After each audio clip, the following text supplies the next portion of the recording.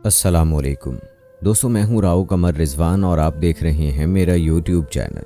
जब अब्बू की पेंशन में गुजर बसर मुश्किल हो गई तो भाई एहसन ने ड्राइविंग सीख ली और हमारे पड़ोसी की सुजुकी चलाने लगा। वो रोज़ाना गांव से सवारियां उठाता और लारी अड्डे छोड़ आता। इस तरह हमारी गुजर अच्छी हो जाती थी। एहसन ने मैट्रिक तक पढ़ा, आगे हालात ने इजाज़त ना दी। उसे मज़ीद तालीम हासिल करने का शौक़ था, मगर अब्बू बूढ़े हो चुके थे और हम खुदा के फजल से 6 बहनें ब्याही जा चुकी थीं। बस एक बहन रहती थी, अब उसके हाथ पीले करने थे। एहसन हमारा सबसे छोटा और इकलौता भाई था। एक दिन वो सवारियां लेकर गांव आने लगा तो चाचा को देखा, वो शहर से आए थे। भैया ने सुजुकी रोकी और उन्हें साथ बैठा लिया। घर पहुंचकर चाचा ने बड़ी तारीफ की कि एहसन बहुत अच्छी गाड़ी चलाता है। चंद रोज़ हमारे घर क़याम के बाद जब वो जाने लगे तो एहसन को भी साथ ले लिया। शहर आकर चाचा ने भैया की नौकरी की कोशिश की। बिल आखिर एहसन को मुलाजमत मिल गई और वो नर्सिंग ट्रेनिंग सेंटर की बस चलाने लगा। वो हर माह तनख्वाह में से अपना खर्चा निकाल कर बाकी पैसे घर भेज देता। यूँ हमारे माली हालात को सहारा मिला। इस मुलाजमत की वजह से अब भैया को शहर ही में रहना था। गांव का सीधा सादा लड़का जब शहर में गया तो बहुत जल्द होशियार हो गया। उसकी दोस्ती एक लड़के नियाज अहमद से हो गई जो कॉलेज की बस चलाता था और सेंटर के क्वार्टर में रहता था। उस क्वार्टर का किराया 400 रुपये था, ताहम वो ये किराया भी बामुश्किल अदा कर पाता था। उसने एहसन से कहा कि तुम मेरे साथ रहाइश इख्तियार कर लो तो इस तरह मेरा बोझ भी हल्का हो जाएगा और तुमको भी आधे किराए पर रहाइश मुयस्सर आ जाएगी। चाचा भी रिटायर हो चुके थे, वो पहले एक अफसर की जीप चलाते थे। एहसन ने सोचा बजाय चाचा पर बोझ बनने के क्यों ना दोस्त की पेशकश कबूल कर लूं। तभी ये दोनों एक ही क्वार्टर में रहने लगे। भैया की ये आदत थी कि बस चलाते वक्त उतरने और चढ़ने वालों पर नज़र रखता था। कुछ दिनों से बस में एक नया चेहरा देख रहा था, शीशे में जिसकी आंखें कई बार भाई की आंखों से टकराई थी। ये एक फैशनेबल लड़की थी। हल्के फुल्के फैशन से उसका हुस्न दोबाला और शख्सियत निखरी निखरी लगती थी। तभी वो एहसन को अच्छी लगने लगी। दिल में उसे एक हसरत सी होती कि काश इस महजबी से बात हो सकती। जल्द ही ये आरजू पूरी हो गई। हुआ यूं कि एक रोज़ जब वो लड़की बस में सवार हुई तो टिकट चेकर की उससे तकरार हो गई। इत्तफाक से लड़की की सीट ड्राइवर के अकब में थी। भाई ने मुड़कर देखा और चेकर से कहा, आसिम भाई क्या बात है, क्यों उलझ रहे हो?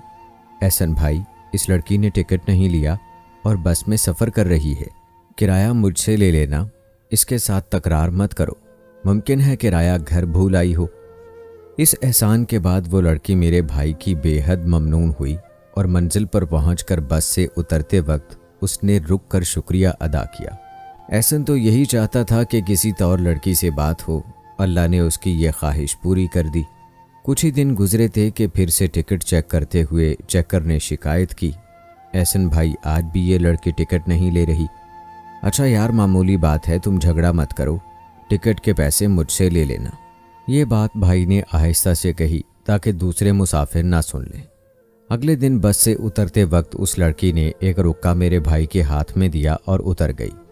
एहसन ने हैरत से उस रुक्के को खोलकर पढ़ा। लिखा था, आपका शुक्रिया, दोबारा मदद करके मुझे भरी बस में बेइज्जती से बचा लिया। इंशाल्लाह कभी ना कभी आपको पैसे लौटा दूंगी। फ़िलहाल माली हालात अबतर हैं, कहते हुए हिजाब आ रहा है, लेकिन यकीन जानिए बहुत मुश्किल में हूँ। अगर मेरी मदद कर सकें तो एहसान होगा। अगले रोज़ जब वो बस में सवार हुई तो एहसन को यूं देखा जैसे जवाब चाहती हो। तभी भाई ने उसको नियाज के क्वार्टर का पता दे दिया। वो शाम को खुद ही वहाँ आ गई। उसे देखकर नियाज क्वार्टर से चला गया ताकि ये दोनों आसानी से बात कर सकें। लड़की ने भैया को अपनी दास्तान सुनाई और मसाइल बताकर कहा, मैं इस शहर में ट्रेनिंग के लिए आई हूँ। मेरे लिए परदेस है और यहाँ मेरा कोई नहीं है। एक सहेली के पास रहती हूँ, मगर वो मेरी माली मदद नहीं कर सकती। घर से कभी रकम आ जाती है और कभी नहीं, तब बहुत मुश्किल होती है। न जाने क्यों आपको देखकर ऐसा लगा कि आप मेरी मदद कर सकते हैं और मैं मुद्दा बयान करूँगी तो इनकार ना करेंगे। उसकी माँ गांव में रहती थी और खजूर के पत्तों से हाथ के पंखे, चटाइयाँ और चंगेरें बनाती थी। वो कभी रकम जोड़ पाती और कभी नहीं। अब बीमारी के सबब अस्पताल में दाखिल होना पड़ा। रकम को क्या बुझवाती, सरदस्त उसको इलाज के लिए रकम दरकार थी। उस लड़की का नाम सबूर था। वो कुछ रकम भी लाई थी जो उसने माँ को भिजवानी थी, मगर ये नाकाफ़ी थी। भाई ने उसको तसल्ली दी और अपनी तरफ से और रुपए मिलाकर उसकी माँ को ये रकम मनी ऑर्डर कर दी। वो बहुत ममनून हुई। उसके बाद उनकी जान पहचान हो गई। अब जब वो परेशान होती या कोई मसला होता, वो नियाज़ अहमद के क्वार्टर में एहसन से मिलने आ जाती और वो अपनी मुश्किल बयान कर देती। एहसन बहुत मेहमान नवाज था। वो उसकी भी मेहमान नवाजी करता। कभी उसका दोस्त भी मौजूद होता। उनकी कोई बात उससे ढकी छुपी ना थी। अगर भाई कुछ दिनों के लिए गांव आ जाता और पीछे मिलने सबूर आती तो नियाज़ उसकी मेहमान नवाजी करता कि उसके दोस्त की मेहमान थी। जब एहसन गांव से लौटकर शहर जाता, उसका दोस्त बता देता कि सबूर आई थी। भाई को भी नियाज़ और सबूर पर कभी भी शुबा नहीं हुआ। इसी दौरान छोटी बहन की शादी करीब आ गई और अम्मी ने एहसन को बुलवा लिया। यहाँ आकर शादी के सारे मामलात उसने ही देखने थे कि वालिद बूढ़े हो चुके थे। उनमें अब इतनी ताकत न रही थी कि जिम्मेदारियाँ उठा सकते। अल्लाह का फजल हुआ और बहन की शादी बाखैर व खुशी अंजाम पा गई। अब एहसन की शादी की बारी थी। बेटियां सब अपने घरों की हो चुकी थीं। अम्मी अब्बू चाहते थे कि बेटे की दुल्हन आए, उसका घर भी बस जाए। वो एहसन पर जोर दे रहे थे कि तुम अपनी फूफी की बेटी सकीना के बारे सोचो। वो अच्छी लड़की है, मैट्रिक पास है, सलीकामंद और घरेलू कामों में ताक है। अपनी बच्ची है, तुम्हारा घर बसाएगी और हमारी भी बुढ़ापे में खिदमत करेगी। मैं सोचकर जवाब दूंगा। ये कहकर एहसन शहर चला गया। एहसन ने सबूर से शादी का वादा किया हुआ था, लिहाजा शहर आकर उससे बात करने का सोचा। वो क्वार्टर आई, मगर भाई को देखकर खुश ना हुई। उसके लहजे में पहले जैसी चाहत और गर्मजोशी ना थी, बल्कि सर्द मोहरी सी थी, जिसको मेरे भाई ने महसूस किया। वो थोड़ी देर बैठी फिर चली गई। ये तक न पूछा कि इतने दिन गांव में क्यों रहे, किस वजह से गए थे और क्यों ज़्यादा छुट्टियां ली, तुम्हारे घर वाले तो ठीक हैं। यानी उसने रस्मी सवालात भी ना किए, बल्कि इस तरह बैठी रही जैसे उसका दिल एहसन के साथ नहीं लग रहा है। उसके रवैये से भैया के दिल को ठेस आई, मगर वो कुछ ना बोले कि मुमकिन है कि कोई परेशानी हो। पहले अगर कोई परेशानी होती थी तो वो मेरे भाई को ज़रूर बताती थी, मगर अब गुमसुम थी। दूसरी बार भी एहसन ने सबूर में वो मोहब्बत ना देखी जो 3 हफ्ते पहली थी। उसकी गैर हाजिरी से गोया 15 दिन में सब कुछ बदल गया था। उसकी दोस्ती नियाज से हुई थी, अब वो उसे चाहने लगी थी और नियाज भी उसमें दिलचस्पी लेने लगा था। भाई ने दोस्त पर एतमाद किया, जिसका उसने भरपूर फ़ायदा उठाया और लड़की को अपनी जानिब कर लिया।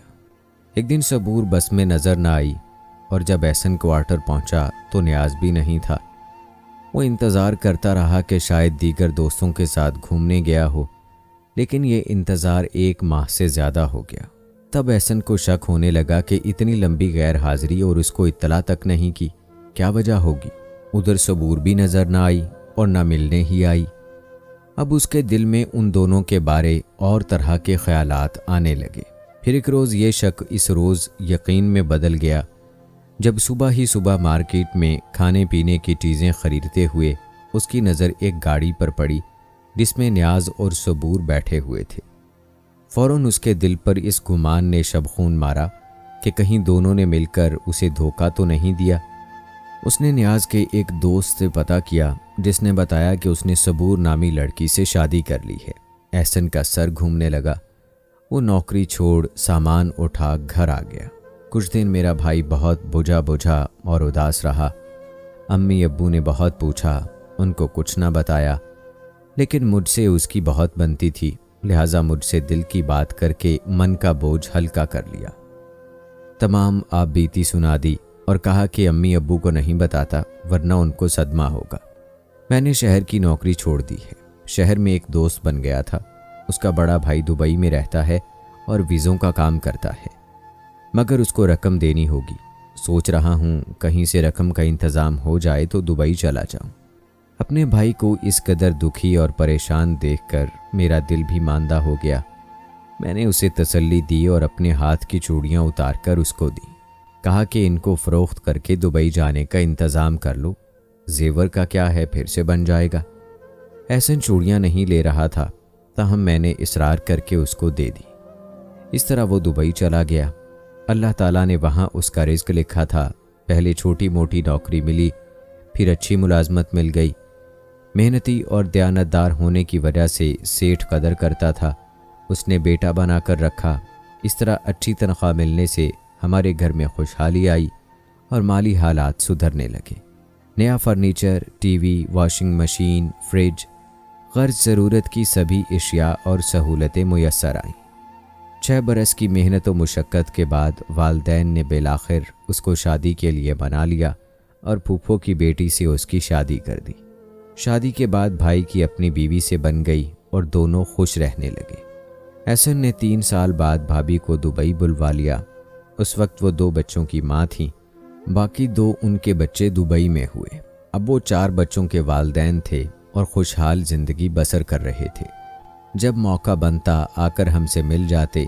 अम्मी अब्बू मेरे साथ रहते थे। मैं अपने चाचा की बहू बनी थी और मेरे शौहर को उन्होंने घर दामाद बना लिया था, क्योंकि चचा के माशाल्लाह 3 बेटे और भी थे।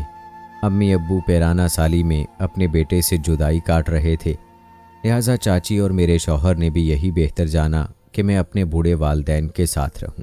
मेरी दूसरी बहनें दूर के रिश्तेदारों में और 3 गैरों में ब्याही गई थीं, लिहाजा मेरे सास और ससुर का सबसे करीबी रिश्ता बनता था। यूं इस मुश्किल वक्त में अपने मेरे वालदैन के काम आए। भाई भाभी को दुबई रहते 6 बरस गुजर चुके थे। वो सिर्फ छुट्टियों में ही चंद दिनों के लिए आते थे, क्योंकि रोज़ी का मामला था। वो वहाँ बहुत अच्छा काम कर रहे थे, जबकि अपने वतन में ग्रेजुएट्स बेचारे बेरोज़गार फिरते थे। एहसन भाई के गुमान में भी न था कि कभी सबूर अचानक मिल जाएगी। वो तो ऐसे गमज़दा होकर शहर से मुलाजमत छोड़कर निकल गए कि दोबारा पलट कर भी वहाँ नहीं गया, ना ही कभी न्याज का पता किया। एक रोज़ अपनी कंपनी के काम से उन्हें दवाइयों की एक बड़ी कंपनी जाना हुआ। शाम के तकरीबन 4 बजे थे जब वो मैनेजर के दफ्तर से निकला। कंपनी के सामने वाले बस स्टॉप पर उसने सबूर को बस के इंतज़ार में सुलगते पाया। वो हुस्न की देवी मुरझा चुकी थी, चेहरा बेरौनक था, कपड़े बोसीदा और मैले थे। वक्त से पहले बुढ़ापे के आसार नुमायां हो गए थे। एहसन ने अपनी कार उसके करीब जाकर रोक ली। उसको देखकर वो चौंक पड़ी। भाई ने मुझे बताया था, राबी, मैं उसको देखकर हैरान रह गया था कि क्या ये वही सबूर है जिसने मुझसे प्यार की कस्में खाई थीं और जीवन भर साथ निभाने का वादा किया था, जो फैशन वाले शोख रंग कपड़े पहनती थी और गुर्बत के बावजूद लड़कियों में नुमायां नज़र आती थी, जो इतनी खुश शक्ल थी कि चेहरे पर नज़र नहीं ठहरती थी। उसको अचानक देखकर भूल ही गया कि वो किसी और की हो चुकी है। फ़ौरन उसकी तरफ गया। मेरे पूछने पर उसने बताया कि वो उसी कंपनी में दवाएं पैक करने का काम करती है। न्याज ने शादी के 1 साल बाद ही उसको छोड़ दिया था। माँ फौत हो गई और नर्सिंग ट्रेनिंग न्याज की वजह से मुकम्मल ना कर सकी। दर दर की ठोकरें खाईं, किसी रिश्तेदार ने पनाह न दी। आखिर एक दूर के रिश्तेदार ने, जो अरसे से दुबई में क़याम पजीर था, तरस खाकर दुबई में मुलाजमत करवा दी। वीज़ा भी कंपनी की तरफ से मिला। ये बताकर वो रोने लगी, मुझे माफ़ कर दो एहसन, मैंने तुम्हें धोखा दिया, बुरे आदमी को अच्छा समझा और अच्छे की कदर न की। मुझे इस बेवफाई की सज़ा मिली है, मुझे माफ़ कर दो। कोई बात नहीं, ये सब किस्मत के खेल होते हैं, तो मेरी किस्मत में ही ना थी। एहसन भाई ने उसको जवाब दिया। इस पर वो मिन्नत करने लगी कि एहसन, मैं बहुत थक गई हूँ, अब नौकरी नहीं कर सकती, मेरा कोई नहीं है, तुम मुझे अपना लो, मैं बेसहारा हो गई हूँ। साथ काम करने वाली लड़की के साथ आधे किराए पर रह रही हूँ, न जाने कब ये रहाइश खाली करना पड़ जाए, मेरा कोई मुस्तकिल ठिकाना नहीं है। भाई ने मुझे बताया कि इस वक्त सबूर की हालत पर दिल बहुत कुढ़ा था, मगर मैं अब हकीकत की दुनिया का वासी हो चुका था, जहाँ दिल के मामलात से ज़्यादा दूसरे हक़ाइक़ अहम होते हैं। सो उसे कहा कि सबूर, मैं ज़रूर ऐसा कर लेता, मेरे दिल में अब भी तुम्हारे लिए जगह है। इस हाल में हरगिज़ तुमको बेआसरा ना छोड़ता, मगर क्या करूं, बहुत मजबूर हूं। मेरी शादी हो चुकी है, अब मैं 4 बच्चों का बाप हूँ। मैं अपनी बीवी को कैसे धोखा दूँ? वो बेलौस मोहब्बत करने वाली बावफा औरत है और फूफीजाद भी। ये अल्फाज भाई उससे कहना ना चाहता था, मगर बड़ी मुश्किल से कहने पड़े, क्योंकि इनकार ना करना, झूठी आस दिलाना किसी को धोखे में रखना होता है। शायद सबूर की इल्तिजा पर वो उससे शादी कर भी लेता, मगर वो बीवी की खुशियों को बर्बाद करने की हिम्मत ना कर सका।